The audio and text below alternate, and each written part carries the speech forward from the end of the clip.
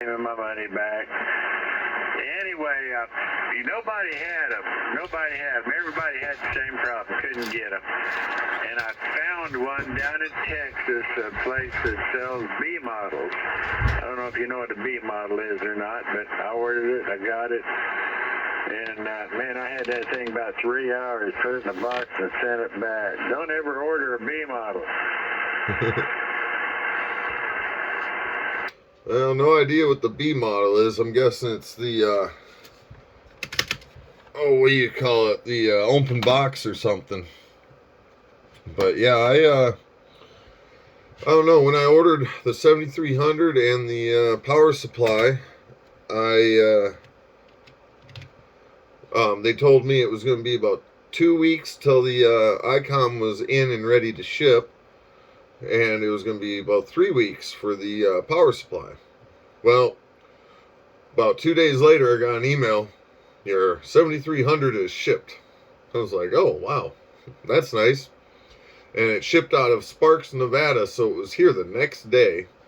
And then, of course, I was waiting on the power supply, but thankfully I got a friend on one of the local repeaters here. He said he had one he wasn't using, so got me on the air with the 7300 real quick. And then, of course, the DX changed the ship date on the power supply and went through that mess. But like I said, I mean, I sent them an email, and the CEO gave me a call personally. And right then and there, I was like, that is customer service you just unfortunately do not find anymore in this world.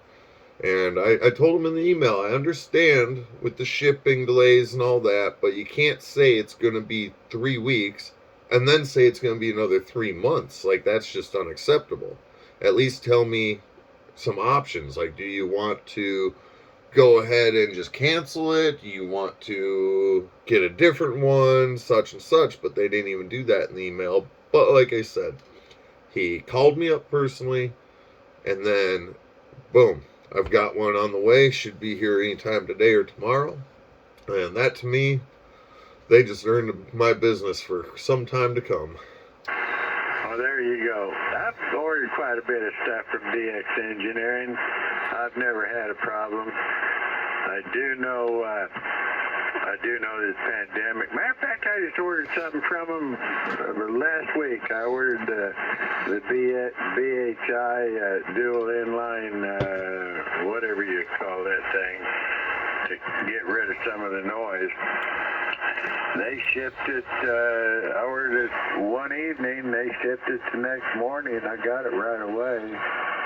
It's kind of a nice little unit, as long as you just have, atmospheric noise or maybe a local noise that's constant. But, man, if you got static crashes, you got to turn that thing off, because a static crash, it'll try and take that static crash out, and it can't, and it's like it's turning on, turning on and off, turning on and off. If it's just a regular noise, you're good to go, but, man, the static crash, it does not like. Yeah, that's one of the things I have to look at getting is a QRM eliminator like that. I've got a lot of local noise on 40, 80, and 20. I get a lot. Thankfully, 17 and 15 is pretty quiet for me. But, yeah, I got to look into getting a QRM eliminator so I can try and get that noise floor lowered a little. I was just using a random length end fed.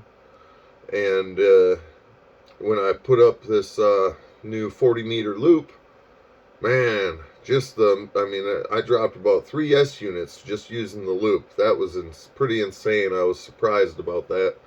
Over. Is that what you're using now, your 40-meter loop?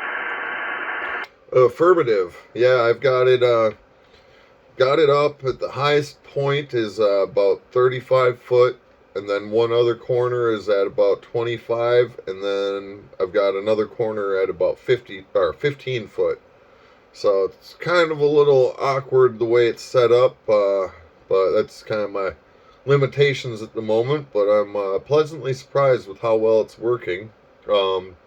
Yesterday I got into Miami, on the 15-meter band with that YouTuber guy, Alex W7HU, and he had me at a 5.8, I believe it was, yeah, 58, and I was quite surprised that I was making it all the way that far, that good.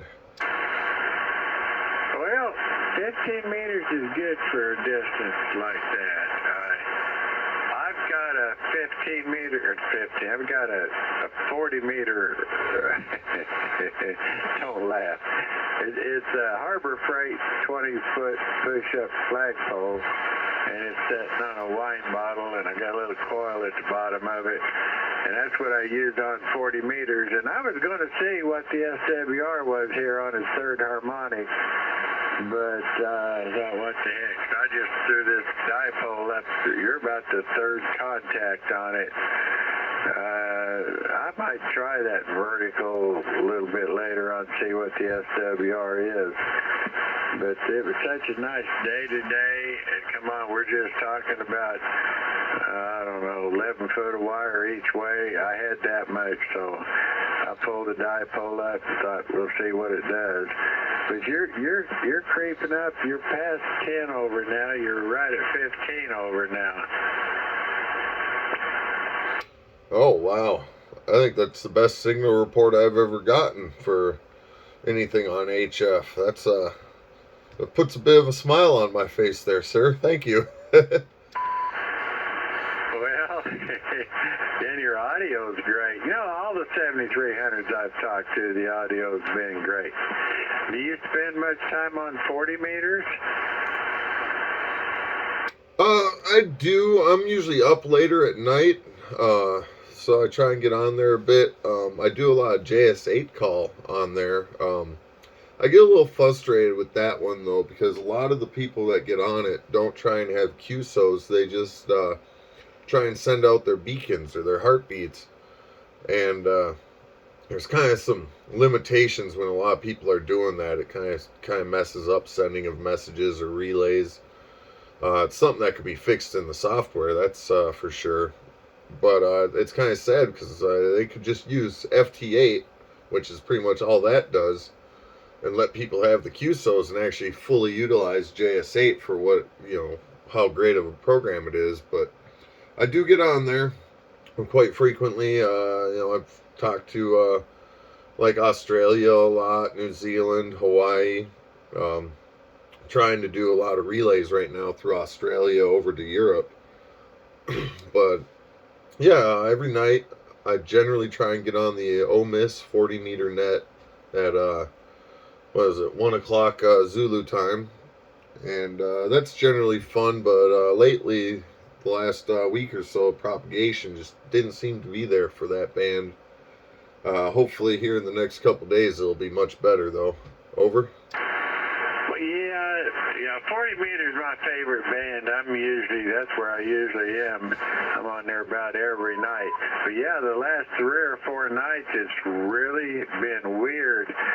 Stations would come in with big signals, and you'd better talk fast, because after about 3 or 4 exchanges, either I would disappear or they would disappear.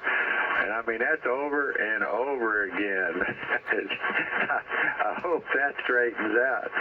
Anyway, I heard you say you were about ready to harvest 80 acres of walnuts. How in the world would you do that, Greg? This is N0FDL.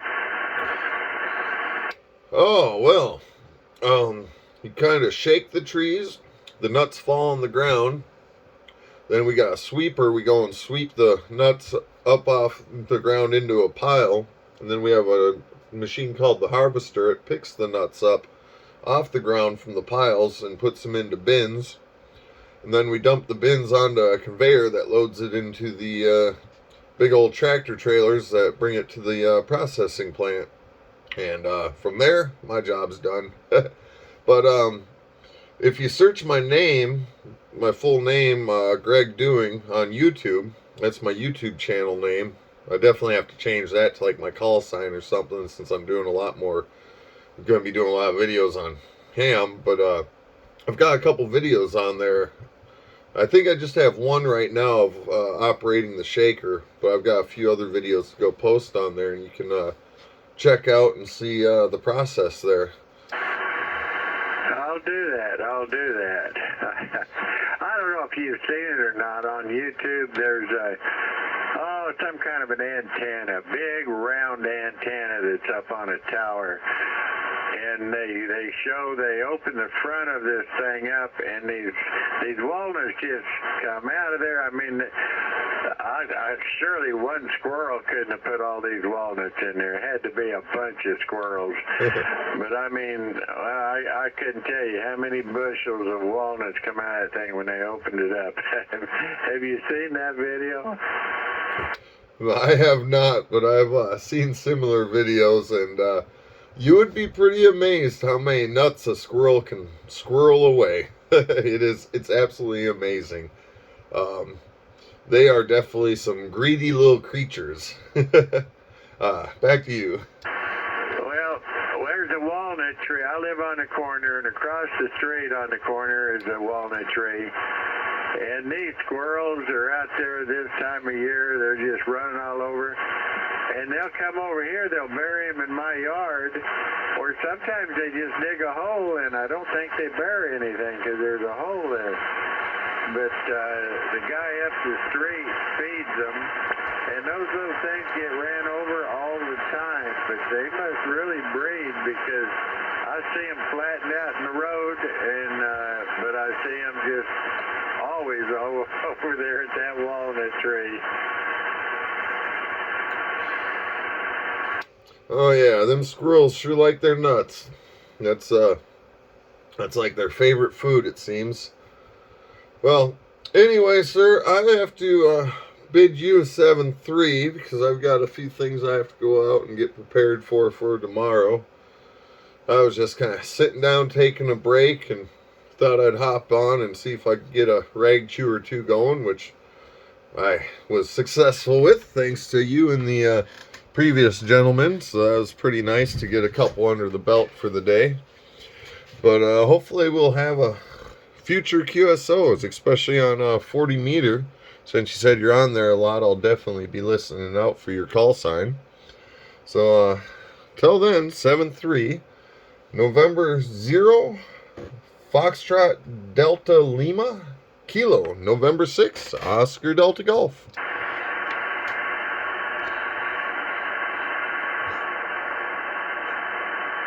Well, Greg, you timed that right. The band just died. I lost you. I doubt you're copying me at all. 7-3. I'm clever. That was good timing.